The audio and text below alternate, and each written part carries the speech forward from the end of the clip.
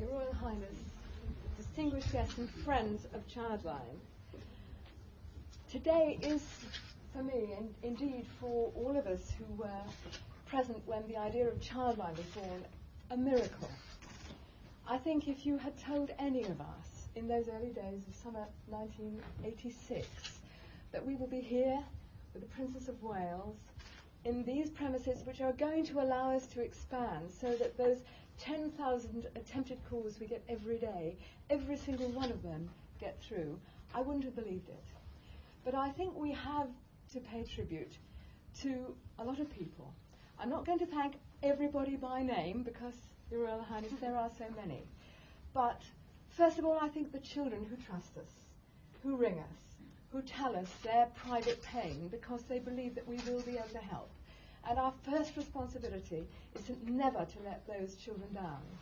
Secondly, there's the team of staff here who work, as you've seen, so hard and with such dedication, from the most senior manager to the most junior. I can't think of anyone junior in this establishment, but there is this feeling of service to children. The public who pay for these calls, who make these calls possible because they raise money for us around the country, and British Telecom.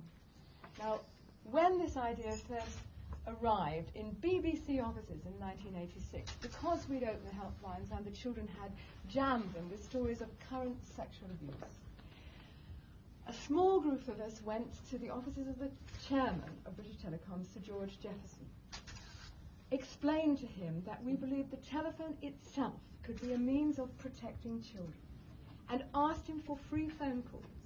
And he explained that there was no way, by law, we could have free phone calls, but he said, is there any other way we can help?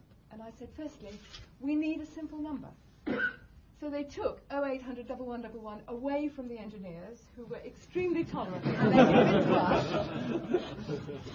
And then they gave us accommodation. At first an office for 6 people, and then when 50,000 calls jammed our opening night, and we realized we had to expand, they doubled it there. And then when they realized that we desperately needed to be able to train yet more volunteers, they gave us these premises. Thank you for showing such interest in our work from the very beginning.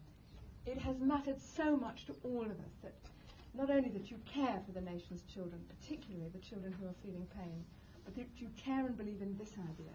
We really value your support so much. And thank you for allowing us to show our gratitude to BT, who occasionally get knocked by consumer journalists and who really have made Childline possible. Thank you very, very much indeed.